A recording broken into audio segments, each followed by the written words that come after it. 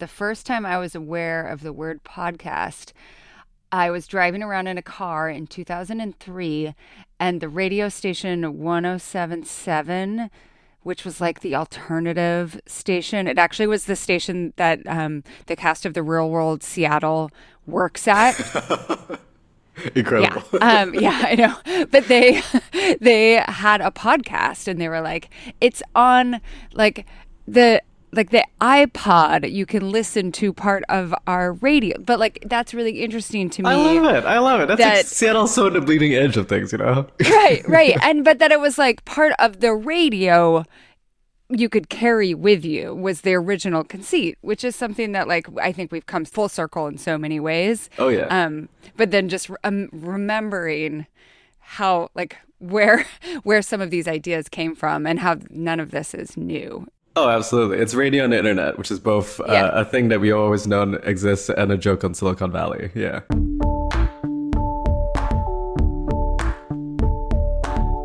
Hi, everyone. This is the Culture Study Podcast, and I'm Anne Helen Peterson. And I'm NICOLE. I am a staff writer and critic at Vulture and New York Magazine. And you have a specialty. I do have a specialty. For many, many years, I ran a newsletter about podcast business called Hot Pod. And over at Vulture, podcasting is one of my main beats. But you also write about lots of other stuff, which I love, too. It's true. It's true. I'm trying to spread my wings and be a diversified little portfolio in my body. Same. Always trying to be diversified. So, thinking about the podcast industry, when would you say you first started like observing it? Oh, like professionally or like as a fan? Well, I guess like when do you think like you started thinking about the podcast industry? I started thinking about the podcast industry in the most cliche moment possible, which is when Serial exploded in the fall of 2014. For years prior to that time, I had just been a consumer and a fan. And in 2014, I was working another media job that I was very bored and underutilized that. And, you know, the phenomenon happened and I started seeing a bunch of other places start writing about it. And I was like, all of these people are wrong. They have no idea what they're talking about. And that's when I started thinking about things a little critically and thinking things in terms of like, how does this actually work? And that's also when I started the newsletter that would eventually give me the job that I have today. What have you seen change since the Serial era? Like what is there, and like if someone was forcing you right in a piece that you were writing to write the nut graph about the shifts, about like the little paragraph that's like, here's all the ways that the podcast industry have changed, like what would you say? Well, first of all, my editor has seen me write this paragraph dozens of times. I'm sure he's bored about it, but let's say he's come back to me for one last time and he's pointed a gun in my head. I would say in 3 or 4 succinct sentences, there were 3.5 phases, let's call it. There was prehistory, which is everything that led up to 2014. There is what in retrospect might be called the sort of golden age of podcasting. And then there is the pandemic era. And then there's the era that we're in now, which is, I think some would argue, and I would argue it, the post-burst. And for the most part, my attention to podcasting had been through this, you know, quote unquote, so-called golden age, where it was pure potential. It was, you know, the first 6 months of dating, maybe the first 6 months of marriage. It feels good. It's all potential. And that tracks alongside a lot of the larger structures that's happening in the media business, right? This was the streaming boom. This was everybody's flush with cash. Everybody was making TV shows. Money was cheap. Money was good. And a lot of the investment and experimentation, which I still continue to believe that produced a lot of really positive externalities, funded a lot of projects, partly in ways that in hindsight was unsustainable, and partly in ways where like it just mirrored how the entertainment business works. Like this is how you find new things, which is in moments of largesse. Yeah. And of course, during the pandemic, everybody couldn't make TV shows, and everybody was at home. And guess what you could do what you could do at home? You could make a podcast at home. So money just accelerated in a way that felt. I mean, it was scary. Like at the top of the pandemic, I think there was this moment where folks were like, "Nobody's commuting, nobody's going to listen." Turned out that the inverse was true. A lot of people were listening. A lot of people were making stuff. And then the events of the past year and a half, which is again, tied to the larger economics of this country. Higher interest rates means more difficulty to get advertising dollars because companies are borrowing less and to advertise less. But also investors are asking for more specific, rigorous things from the companies. So everybody has to be a little bit more responsible now and disciplined now with their businesses. And that has resulted in a remarkable contraction because turns out during the golden age of podcasting, where a lot of money was coming in, in hindsight, relatively few people were trying to make the actual models work. And that's how we arrive to where we are today. That was more than 4 sentences, but it's your fortune cookie version. That's fantastic. Like, I am not editing any of that out from the piece that you're writing. That's all good. I want it all. You can tell that I've told this story many, many times now. Exactly. I have this memory of like around 2018, 2019, where it not only felt like every media company was trying to come up with a podcast arm and like scrambling with what it means to have a podcast arm, what kind of podcast they want to have. But then, and also individuals having like podcasts on different levels of professionalization, but then also all of these freaking businesses that were like, we're a window washing business. We should have a podcast, right? Like there was this idea, and I'm being somewhat facetious there, but like that some like Salesforce should have a podcast, right? And so there was a lot of money coming into podcast production from companies that thought they should have a podcast. Right. The equivalent here is Trader Joe saying, "Yo, we should make a glossy print magazine." And then you go like, why? But then the person who's like, my specialty is making a print magazine. I'm gonna take this Trader Joe's money. Like that is the equivalent, you know. And we actually have even like an analog that existed, which is that a razor company should have a magazine, which was Mel Magazine. Yes, remember this magazine? I remember this magazine very well. And it's very good. Yeah, and I actually just remember Trader Joe's actually had a podcast. I just pulled it out. I completely forgot that they did that. All right. So today's conversation is going to be a little different because listeners, you guys are listening to a podcast. So we don't have to explain the larger culture of podcasts. Instead, we're going to answer a bunch of questions about the nitty gritty behind the scene, how it's done, details. In part because I think there's actually, when people aren't involved in podcasts or report on the industry, there's very little knowledge of how this stuff is made. Right? Oh, and yeah. how it gets paid for and like how much editing that's there also is. That's like, also true for everything else. Like I don't like I think most people don't quite understand how like planes can fly or how you buy an airline ticket. It's just magic. And I completely understandable. You know, it's a very understandable human response. There's only so much that we can chew on. Yeah. And I think that the difference is similar to the news or a TV show, that it's something that like we spend a lot of time consuming for entertainment. And then you also add in the expectation born of the last 20, 30 years that like a lot of this content should be free, right? So that like, you know, we think an airline ticket should cost money. And so in some ways we're like, well, I guess we pay for it, so there has to be something complicated going on. Right. Whereas there's something like, there's a more nuanced consumption process that happens when you largely get something for free. Right. Thank you, YouTube, Facebook, et cetera, for ruining value economics.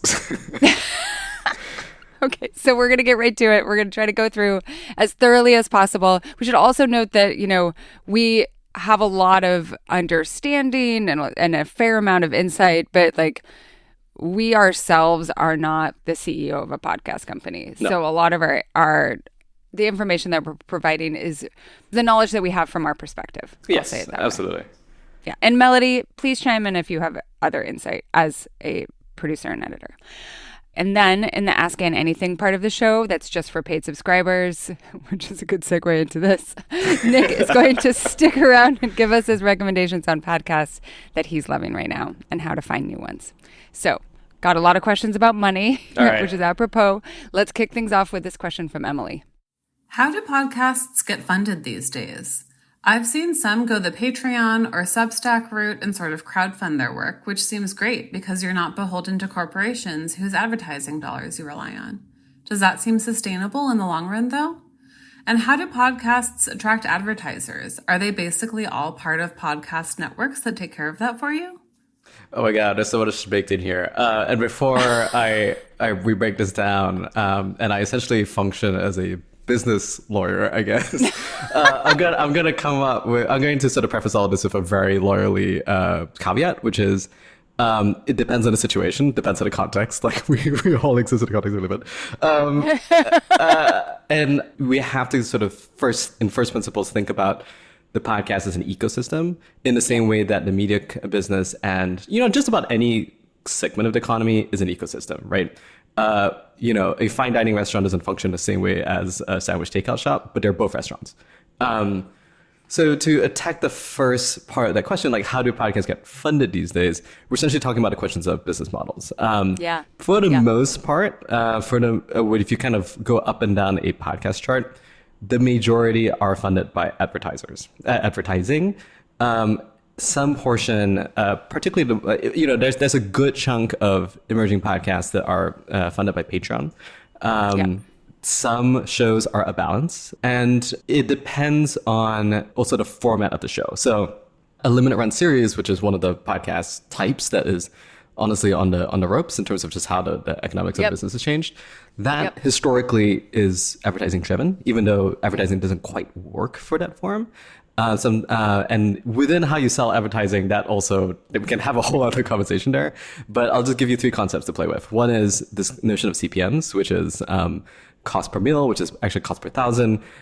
Podcasts are sold often preemptively based on an assumption of how many listeners it's going to generate. And then you divide 1,000 and then you apply the price number and that's your revenue. That is the sort of dominant and traditional way things get sold. Increasingly because of things like Spotify and things like the increasingly like technologification of the podcast advertising layer, there is something called dynamic ad insertion, which is think about how YouTube kind of is structured. You overlay an automated exchange of like ads that run onto it. Those tend to be like very, very small dollars to the ad. I should also say that people disrespect this last category, but like direct sales is a fucking thing. Like if you are a independent podcast that like serves the Cincinnati area, like you could go to a business and go like, hey, do you want to advertise on my podcast? We hit 10,000 Cincinnati citizens, and then you can work out the deal from there. That's kind of how things used to work. It was a lot more one-to-one. And then as the industry kind of quote unquote professionalized and tried to achieve scale, they tried to automate a bunch of these things. And as a result, push the values down. There's a lot that goes into that as well. I think it's interesting because I think people think there's like unlimited advertising dollars available for podcasts. When really, like, if we look at the example, like the classic example of something like MailChimp and Serial. Mm-hmm. Yeah. Right? Like that was a company that decided to take a slightly creative advertising route and bet on this podcast and probably did not pay that much to be the presenting sponsor for this show, right? And that's how you get a lot of other kind of quirky startups that are often associated with podcasts is that like we're not talking about like Ford Motor Company amounts of advertising budget. We're talking about like Brooklinen, right? Right. But then if you contrast like what if you were listening to like I don't know any of the Crooked Media podcasts or like my show, you have those advertisers there, and then you listen to like anything on the Ringer, right? Which the Ringer is now owned by Spotify, but even before that, it would be like Subway, right? Yeah. Or like today, Subway. You can get like a movie ad as well. I remember there was a whole era where Wilson's podcast was purely FanDuel and DraftKings. Yes. Yeah, but within that, there's also a micro history because around the 2014 sort of quote unquote golden era, these sort of startups were capitalizing on an edge. Like podcasting had a very deep, engaged, extremely effective audience, and GM is not paying attention to this category. Also, podcasting was like younger and things like that. Maybe nobody in New York buys cars, so that's why like GM was like, no podcast is for us. But I remember in that era when I was reporting on how people were thinking about advertising, a lot of the podcast companies at the time were like, we need to get up to a point where we can get GM involved because they can put in a lot of money and we can like schedule out 4 quarters worth of a business. Whereas like these, what are called direct response, which is like the startups, are more gun to gun, week to week kind of thing. Yeah. And it depends on how much you want to scale a business. And back then, everybody thought they were going to be Mark Zuckerberg, so they're going after big money, and so that was the push, and that was where we ended up with. And the thing I would say about if you see someone who is doing a subscriber or a Patreon, it's not. I mean, so, there is definitely an ethos of like we want to be independent. So like my friend Virginia Soulsmith, who has a podcast, like she doesn't want to ever have to freaking deal with like anti-fatness. Shit that comes along with having to read the ads that like you have to read. So she really wanted independent media to be independent. And I think there are other people who very legitimately not want to deal with the dynamics that come with top-down sponsorship. Right. But I would say that the vast majority of people that I know are doing it because it is the only way to be sustainable, because the ad dollars are not sufficient enough. Either if you're doing it independently and trying to like get part of a ad podcast network, or, and this is the case, what happened with Work Appropriate, your show might not be losing money, but it's not making enough money for the company to continue making it. Right. And so the options are either you go independent as like a single person who is operating with an editor and a producer the way that Melody and I are, and like cover your costs that way. Right. But no company really wants your business, if that makes sense. I'm gonna caveat number two. Yeah, tell me how you see it. That like I want to say this in a way that is not like this is what I truly think, even though I understand that the folks who have had contradicting experiences or experience on one side of what I'm about to say is what the experience is completely valid, et cetera. Yeah. Two things. One, there is the tension between a larger company that needs to balance your books, right? And that's why each individual show within a podcast network or like a larger company that needs to be either beholden to investors or just have priorities that aren't always fully aligned with a subsidiary show, right? That comes into clashing. Like, the question for them is, why am I supporting this when I could put this money and this resources into a category that can either make me more money or is more aligned with my mission? Or maybe I'm just like, I don't have a personal relationship with it. A lot of human dynamics come into play there.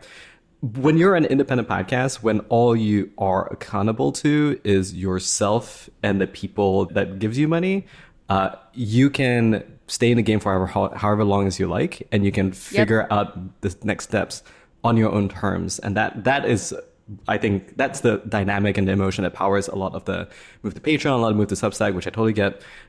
These are also two very different types of species, right? There are things that only companies can do, and there are things that only indies can do. And we want to live in a world where we can support all of these things.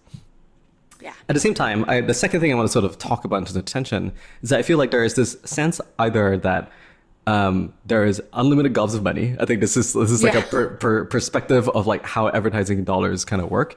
And conversely, there's also the sense of like there is no money, and both are not true, right? In the pool of advertisers, everybody is dealing with their sort of like cyclical spends, but it's not unlimited, but it is there because at the end of the day, Coke needs to sell more cans. At the end of the day, like businesses need to make other people aware that they exist, and they can fool themselves into thinking that Google and Facebook is enough, but you must always kind of like play to the next hand in order to grow your business. Like better businesses yield better businesses, et cetera.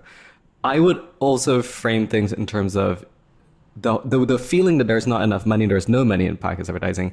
That is true to a point because a lot of it becomes centralized within sure bets, right? If you are a Joe Rogan or if you're a Smartless, that is a thought that has never crossed your mind because everybody wants to put their money in you. And largely, it's also a human nature thing, right? Like if you are a busy advertising executive or a busy person like governing an advertising budget, like you're not, out in these streets looking for the How Do You Podcast or where the new kids are or whatever. And so you keep putting your bets on what the experts tell you or the sort of most immediate established people, and the most immediate established people knows other most immediate established people, and those are other big companies. I always think about a podcast company now called CityCast, which is started by former Slate CEO David Plotz. He also used to be CEO at Atlas Obscura.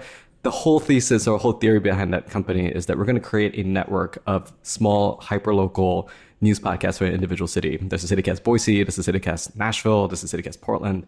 And if you listen to those shows, depending on the city, you can hear that they sell ads directly for businesses that are in that city. That is a pursuit and an approach. And my understanding is that they go out and they sell themselves. It's manual, it's not dynamic. They add inserted. The ad rates are somewhat higher than if they would try to automate it. But they are sort of carving out a different way, sort of an unexploited edge in order to access more pockets of money. Of course. Sounds like an NPR to me. It sounds like an NPR. Correct. NPR would call it sponsorships, not or underwriting. Yeah. But my point here is that there are always people who want to give you money. The question is that can you extract that in time to not have your business fail? And this is the problem that everybody faces as a business. It's something that your car wash and your laundromat fails as much as an individual podcast. And that is the reality of the capitalism, of American economics. Well, and I will say that I think a lot of the people who, including this podcast, who have individual sponsorship, like fan-supported podcasts, this is not their only gig. Mm-hmm. Whether they have a newsletter like me, or they have, Melody produces other shows, or they have a job job that's not related to media in any capacity. Like, this is something that they are doing to try to make it work. Yep. It's not that they don't want to necessarily make money, although some people podcast and don't care if they make money. Yeah. I think that because of the uncertainty, you can do it in the beginning and be like, well, if this makes some money, if this makes enough to make it sustainable, right? If this makes enough to cover Melody's salary, we can decide whether it's working. Melody is telling me that I need to go to the next question. So I think we covered 2 or 3 other questions in that question, but let's keep going. We did. We totally did. But this is something I get asked all the time. Mm-hmm. Our next question is from Katie, who wants to know about how the money works in podcast ads specifically. What's the price progression and types of ads? Host read, provided, etc. And how much editorial input do the podcast's hosts or owners have? Do podcasts have staff and equity ownership differences like companies? How much of an impact is there if podcasts take a week off from their regular schedule? Is it about ad revenue or a drop in listenership? What's the spread in podcast listeners? A bell curve, or the biggies have all the listeners and the small ones have barely anyone? And does a very engaged, how can one measure engagement anyway, listener group command higher ad revenue? Clearly, I'm an avid and curious podcast consumer. You have an extremely PhD listenership, I think. I know. Okay, there's a lot in here. So let's tick through them in order. Okay. What's the price progression on types of ads? And when we say like I used to do reader ads when I did Work Appropriate, where they would be there would be a script that someone at Crooked had written and approved with the company for a Third Love piece of shapewear. Mm-hmm. And then Melody and I would try to work through it to have me read it in a way that sounded like I had you loved it. Used the shapewear and loved it, right? And again, this is something that has a long history. I hear it on the radio now. The hosts of the morning show at the Virgin radio station in Vancouver, they do ad reads for I used to paint my house in a day, and it was amazing. So again, there's some history here, but are those more expensive than just someone else reading the ad for you? So again, the 2 caveats here is it depends on the situation, but there is a general answer here. But the general answer here ties into the second caveat, which is my general answer is how things used to and should work. Things might be muddled depending on the situation. So yes, there is a price progression, as there should be a price progression, because not all ads are created equal, just in the same way that no 2 human beings are created equal to the gods are. Host read ads, which is what you were talking about, which is the host going, I love my wooden stick. Buy this wooden stick. I use this wooden stick to beat shit all the time. That should be the most valuable, right? Because you are, as an advertiser, borrowing or buying the goodwill and enthusiasm and the parasocial relationship of the host. you're buying the credibility of the host. And this is kind of also why we typically don't hear journalists or news shows in which the hosts like go ham. Well, there are some exceptions, there are many exceptions, but generally speaking, this is a thing that journalists get really kind of iffy about. Yep. In contrast to the host-read ad, and let me just want to say one more thing about host-read ad, is that there is what many sort of ad sales folks would consider a scale issue. It requires the host to actually put in the work and like perform. And it's difficult to target. Targeting based on location stuff is a well-worn trope and a well-worn thing that people want in internet advertising, and to varying degrees.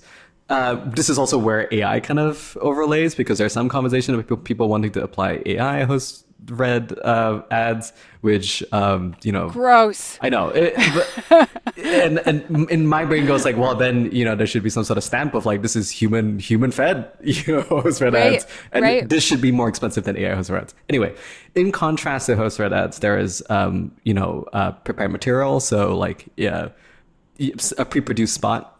Typically, it's larger soundscape. Typically, in NPR's case, they bring in a sponsorship reader. They like produce it themselves. It's like one step removed from a host-read ad, but it's still kind of intimate.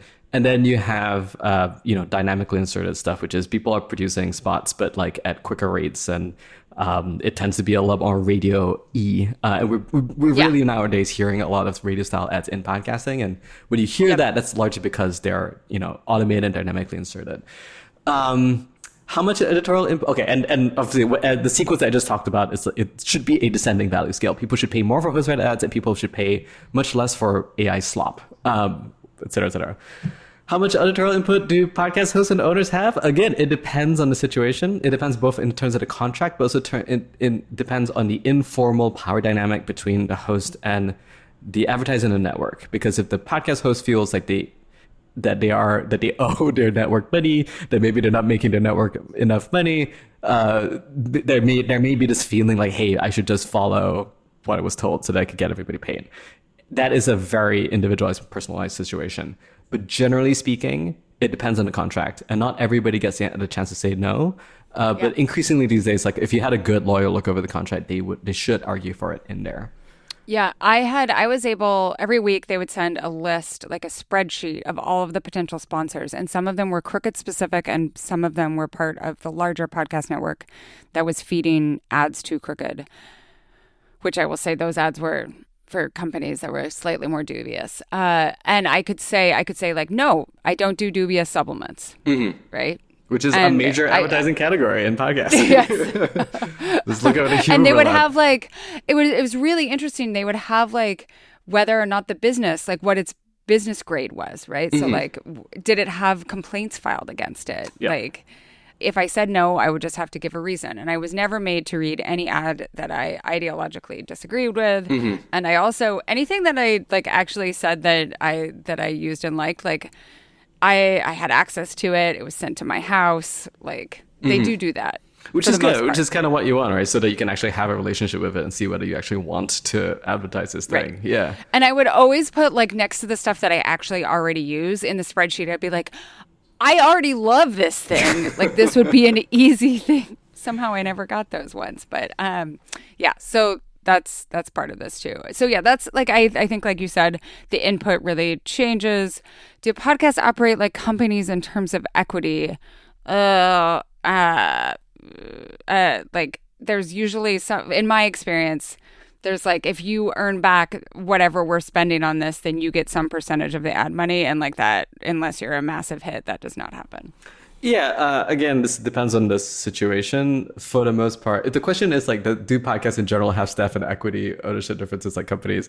It's like, it's the same with any other business, right? Like if I started, again, a car wash, and I'm like, I own this 100%, but I have a bunch of people working for me. That is the structure that exists. There are many examples out there of shows in which they split ownership equally between like 2 or 3 hosts, and that's a structure that happens too. Often the producer typically does not, but sometimes it can get cut into it. It depends on the person who owns it or who makes the governance there. In terms of like who owns it between the show and a company, again, it depends on how that project was developed. So sometimes there are instances in which a podcast network develops a project and like I'm slotting a host into it. Typically, the host doesn't have any ownership in that. But sometimes it can be a 50-50 co-production, in which case that's relatively rare, but it's known to happen. Yeah, if you're big enough, like I hosted this podcast for HGTV about small towns, and it was very much a like, we have an idea for this podcast and we have like a vague outline and we can help, like we would love for you to help us sketch that out. Right. But really, we just want you to come and host. And like I was paid per episode, right, and that was it. Right? Like, there was never any. It's you diversifying your portfolio, right? Like Stephen Curry can both be a basketball player and the host of Holy Moly. That's a thing that happens, and that's the thing that we should be thinking about. Okay, and then the last question that I think we should deal with this is just the question of numbers, because, and maybe this is a good way for us to join together another question, which is about the podcast bubble, because I think like so much of our conversation is intertwined in terms of the inflated numbers that are not the same as during the pandemic or pre-pandemic. Like, what did numbers actually matter? Like, all of these different things. Numbers are very, very difficult to come by. Yes. Okay, it's like books. Everyone thinks that we have like good measurement tools, and we don't. Yeah, no one knows how many books are sold. I was going to say, and again, it's the same as my caveat. What's emerging is my caveat number 3, which is everything that's happening in podcasting is not unique to podcasting. And if anybody says that, they are just ignorant about how everything else works. Because if you look at the streaming business, nobody knows what the fuck is happening there, right? The only people who know the numbers are the people who like own the platforms, and even they employ people to like try to figure out what the numbers are. And what we're all doing in this kind of a scenario is that we're trying to use imperfect tools to get a shape of reality, but reality itself is like it's a mutually agreed upon situation. One of the like we want to. One of the more very existential.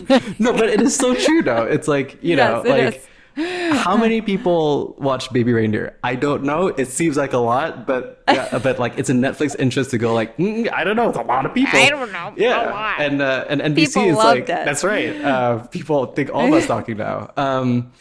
In terms of like, it's an ongoing battle as well, because podcasting is advertising driven. For books business, where it's mostly units sold. Of course, with Kindle and Audible, it's like really fucking that up. But units sold is like the clearest thing that we can try to get to a reality, right? When it comes to something like an advertising-driven podcast, the numbers matter to the advertiser. And so the advertiser needs, if not 100% trust in the numbers being given, at least an 80%. And so when something like what happened a couple of months ago, in which Apple Podcasts kind of uploads an update saying, hey, it turns out that not an insignificant percentage of the downloads that you're reporting are like pre-downloads, and we can't actually prove like deep engagement there, and it kind of knocks down the overall number. And if I was an advertiser, I'm like, you're asking me to pay for a number that you're ultimately saying that is not exactly what it is. Let's renegotiate. So if the advertiser itself is seeing very good outcomes from whatever spend that they had to begin with, right? Yeah. Like, in theory, we could arrive at a place where we're pricing per outcome, but we're not, right? And so the advertiser is in their rights to argue or battle to go like, hey, don't look at my outcomes. Look at how much money you're talking me for. So that is the battlefield that we're talking about. And so to that point, numbers matter until they don't, and numbers matter within certain circumstances, and numbers matter within the context of whatever the interaction is. Extremely a galaxy brain answer, but like that's kind of where it is. Yes, I do. Well, and so this is the question: is the podcast bubble going to burst? So the podcast bubble has already burst. I would argue, right? Yeah. Basically, she says like the only ads I hear on other podcasts are for other podcasts. Right. It's like a Ponzi scheme for other podcasts. To speak very generally, some podcasts are Ponzi schemes, and this thing that was being described, how only ads for other podcasts seems to exist on this podcast, is perhaps one could say an indicator. However, just because a podcast is running ads for other podcasts, money's going in there, right? Um, and, No, or sometimes it's also, I think sometimes people mistake promos, right? So we get asked to swap promos with other podcasts all the time. Right. And what it is it's a mechanism for trying to aid discovery of your podcast with a similar audience that might be game to listen to it. Right. I don't love these because it makes it feel like all you're doing is ads for other podcasts. But at the same time, I think it's an indication of just how few ways there are to aid discovery when it comes to podcasts, right? Like, how do you get the word out? Fuck if I know. Wait, 100%. And I think part of the challenge as well is that like it's never 100% clear what is a promo and what is an actual ad buy, because some podcasts do buy ads on other podcasts. Yep. Historically, I had compared this to like, why are we complaining about this movie trailers run before movies all the time? You know, because people who watch movies would like to watch other movies too. Yeah. But I understand the feeling that it's a house of cards, right? Like if all we're seeing is money being sloshed from everybody else, money's not actually coming into the system.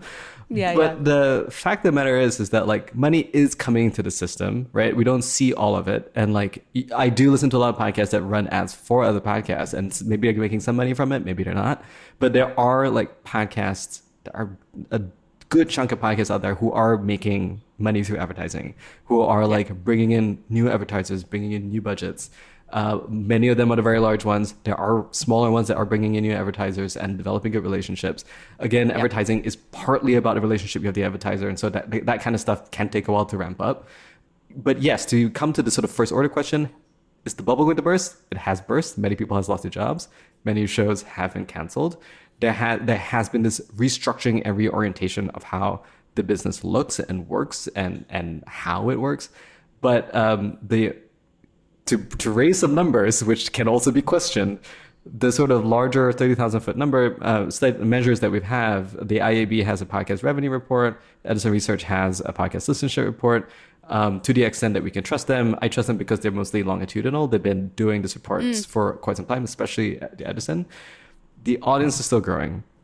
The overall advertising pie is still growing. The question is less about, is there money coming to the space? The question is more about, how can that money be spread around? Who's dominating that money?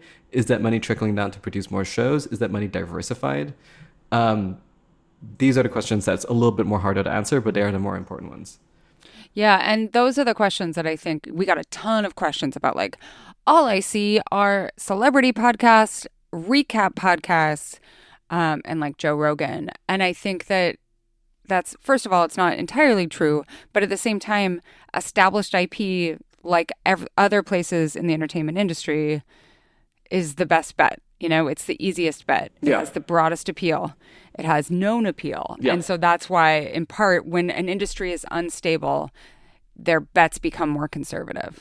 Exactly right. And I'll take sort of 3 points here. One is, the essential question here is that if IP is the only thing that everybody wants to bet on, who makes the new IP?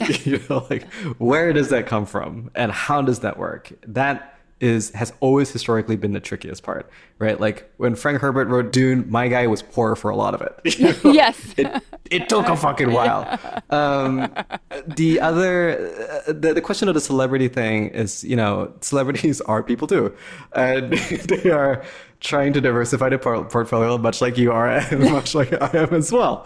And, if you're an actor, for example, you're often in between jobs a lot. And it would be nicer to introduce some stability. And that's why, it's a pure reflection of the same, of why SiriusXM has shows hosted by celebrities going back wherever. Yeah. There's incentive for the celebrity to do it.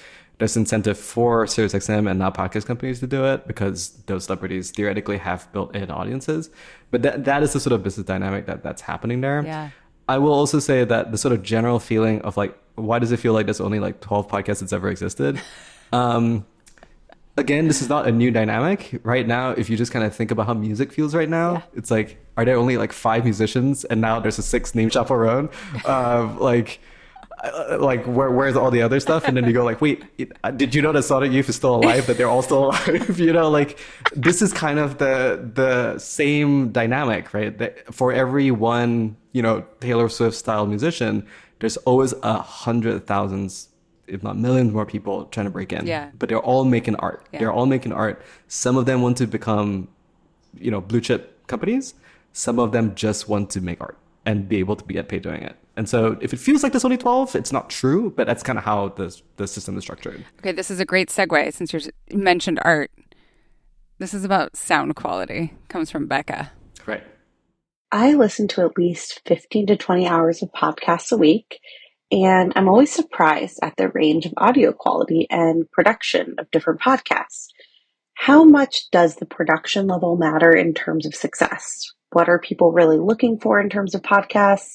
How much of this is just replicating trends in radio, like AM sports radio quality versus NPR, both popular but serving different purposes? Oh, the answer to all of these questions is yes.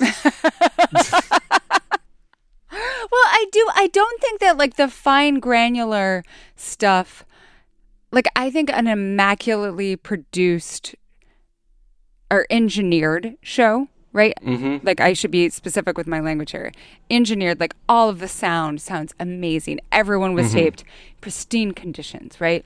I don't think that makes it a guaranteed hit by any means. No. And I think that like shitty stuff with like oftentimes the host has okay audio, sometimes not, especially when we're talking about daily or weekly and like chat shows, right? And then oftentimes the person that they're talking to, and the pandemic contributed a ton to this because there used to be this expectation that you would try to find a studio. And now even NPR is okay with you doing like a call on Zoom if it's an important enough person. Or if it's an important enough story, for sure. Yeah. So I think what we're identifying or circling around here is this sort of presumed correlation between audio quality and audience size.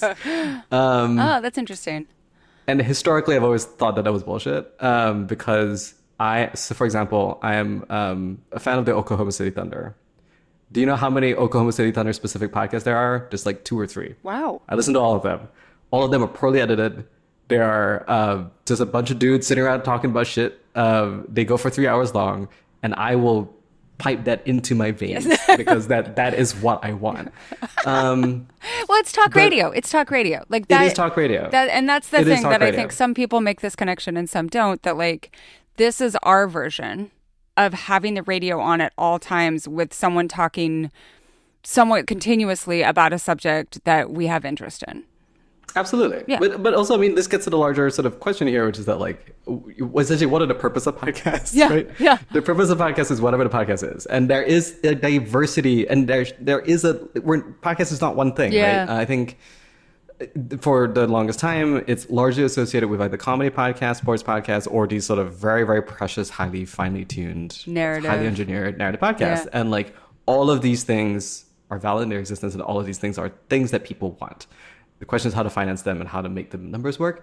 But like, I think audio quality in general it's I'm not going to say nice to have because that's like a very horrible thing to say. But it's like, it is important within the bounds of the project. Yeah. It is important within the super objective of what the producer and the creator wants.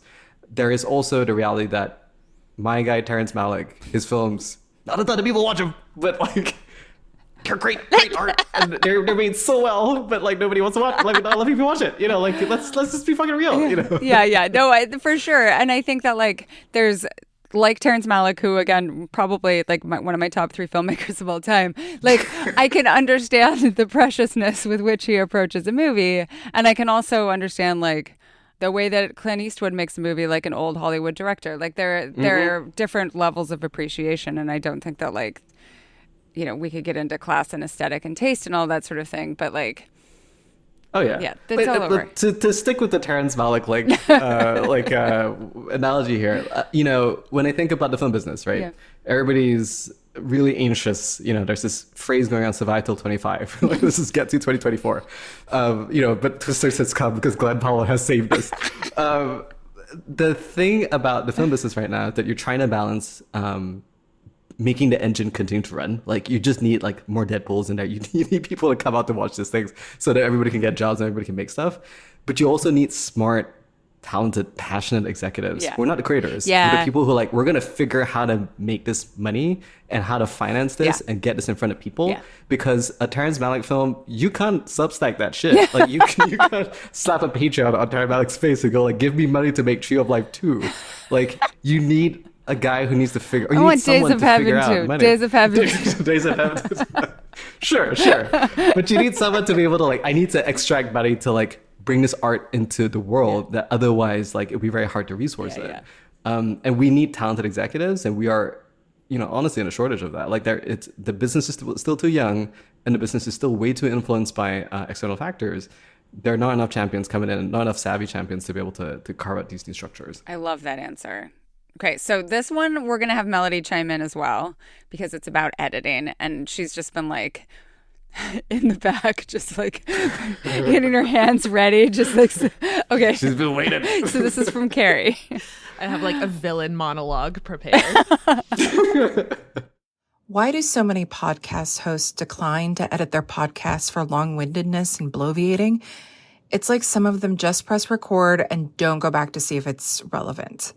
This is what a good editor is for in writing, and because it's a slower, more linear format, why a good editor is needed in recorded audio. It feels like mostly dudes because they think we like to hear all of what they have to say, but in general, I don't listen to many podcasts because the editing is so poor. Do you have first thoughts on this, Nick? And then we're going to hand it to Melody. Oh, yeah. My only thought is, like, Gary, you don't listen to many of the podcasts because the editing's so poor. Neither do a lot of other people. And so, like, I wouldn't worry about it. Yeah, well, and I would say that, like, this is where, like, I think some people love a tight 42-minute podcast. Mm-hmm. Some people love the, like, Radio Lab style, like where like people's words are edited, like the sentences are like so tightly edited. Right, the reverb goes haywire. Yeah. And I hate it. But that doesn't mean that I think it's a bad podcast. It's just not my podcast. I love a chat podcast. I love it. I do love a chat podcast too. I'm here to champion for the existence of the Limited Run finally engineered series, but I love a chat podcast. Yeah, like you were saying, my drug. Yeah, but you're like, oh, I did 3 Oklahoma Thunder podcasts that you just keep on in the background. Or lots of people listen to podcasts to go to sleep. They listen to them the way that they would previously turn on radio in their homes, like as they're doing stuff around the house. All sorts of stuff. I'll be real. Like I listened to a 15-hour-long episode of a podcast, 15-hour-long, and I loved every second of it. Yeah. So it was just good shit in my veins. Like, Melody. Okay, here are my takes. There are 2 factors at play here.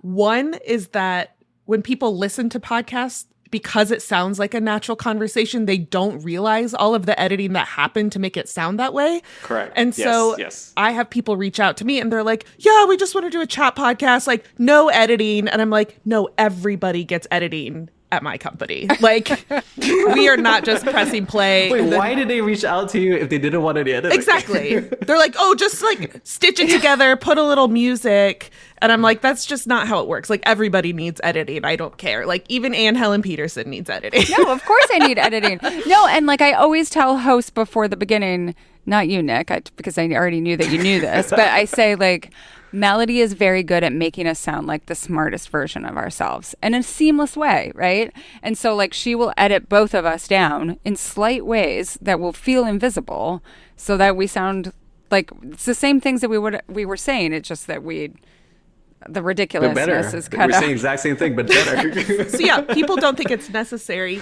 and they also don't want to spend the money on it because they don't think it's necessary. Yeah. So even like, this is no shade to Substack at all, but we host the podcast on Substack, and they have a function where you can just hit record and like talk into Substack and then upload that as your podcast. And if anybody does that, that's a voice memo. That's a voice memo. That's a voice memo.